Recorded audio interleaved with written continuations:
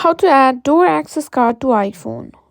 In today's video, we're going to show you how to add a door access card to your iPhone so you can unlock doors with just a tap of your phone. It's fast, convenient, and secure, so let's get started. Before we dive into the steps, let's make sure you have everything you need. You'll need an iPhone that supports NFC, which is most models from the iPhone 7 and up. And you'll also need a compatible access control system that supports digital access via your phone. Now let's go ahead and add your access card. Open the wallet app on your phone.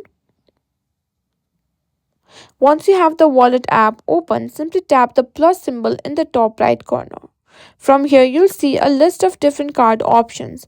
Look for an option that says access card, building access, or something similar. Once you've done that, it may vary depending on your access provider or the system your building uses. Once you find it, simply tap on it and the app will guide you through the steps to add your access card.